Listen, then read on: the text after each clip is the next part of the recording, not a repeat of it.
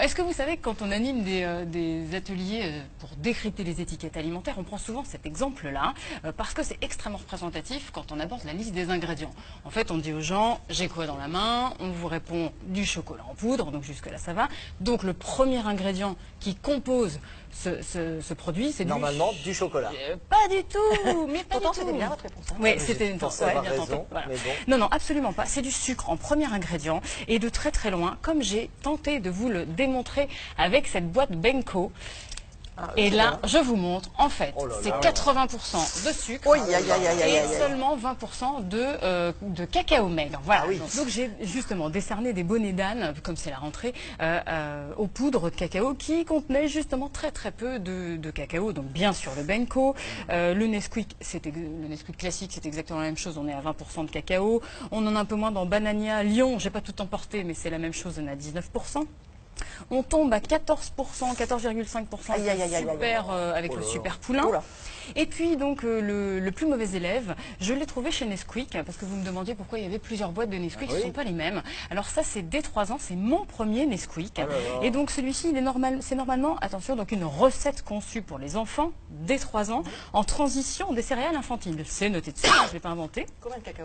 On n'a que 12% de cacao, le reste, comme on peut le voir à l'écran, c'est du sucre, de la maltodextrine, du riz hydrolysé, donc c'est-à-dire prédécoupé. En gros, c'est un concentré de glucides qui se digère vite. C'est écrit dessus? Mais oui. Et les 12, enfin, qu'est-ce qu'il y a marqué? Oui, la teneur en cacao est généralement écrite dessus, mais pas la teneur en sucre. Et pourtant, on voit dessus, il y a toujours du fer, du zinc, il monte des tas de molécules d'ailleurs. On le voit bien sur le devant de l'étiquette, ne vous laissez pas berner par ça. Premièrement, les formes de ces sels minéraux sont très peu absorbables par l'organisme. Je prends un exemple, il y a par exemple du fer qui est sous forme de pyrophosphate de fer, donc très peu assimilable, premièrement. Et puis deuxièmement, on sait que tous les additifs à base de phosphate sont sur la sellette en ce moment, en pleine réévaluation par l'EFSA, donc l'agence pour réévaluer ces additifs.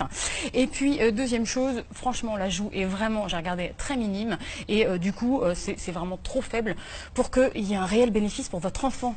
C'est totalement camouflé par le trop de sucre. Je vous donne une idée. Dans le super poulain, par exemple, quand votre enfant avale un bol de super poulain, il avale l'équivalent entre 3 et 4 morceaux de sucre. Il n'a pas besoin de ça le matin, il n'a pas besoin de sucre rapide. Il rajoute un petit peu de sucre dedans. Oui, certains le font, tout à fait.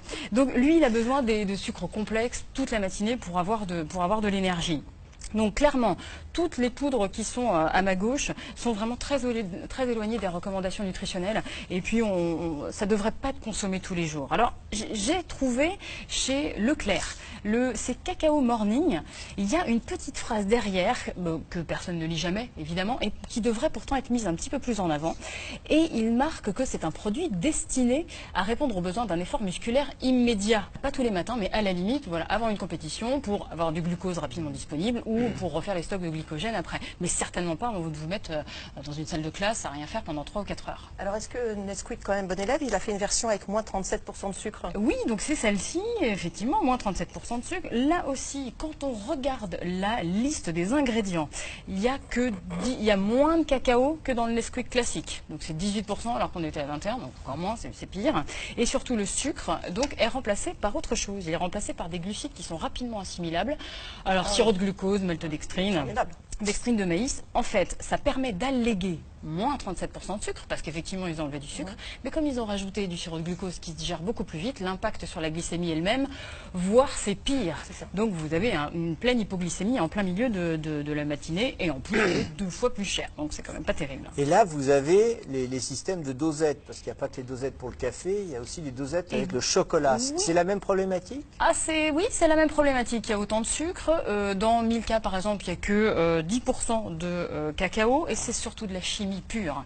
J'ai retrouvé des émulsifiants, des colorants, des stabilisants, correcteurs d'acidité, anti-agglomérants, etc. J'en passe. Ah si, de la graisse de copra totalement hydrogénée. Donc ça c'est bien parce que ça vous fait le Quick va être furieux, ça, je vais te dire. Voilà. Et puis en plus des arômes artificiels, voilà, qui perturbent totalement les goûts des enfants. Il y en a un petit peu dans les autres aussi. Mais je peux poser une question, pourquoi on laisse faire? Enfin, je veux dire, si c'est aussi, il n'y a pas d'agence pour la santé pour prévenir.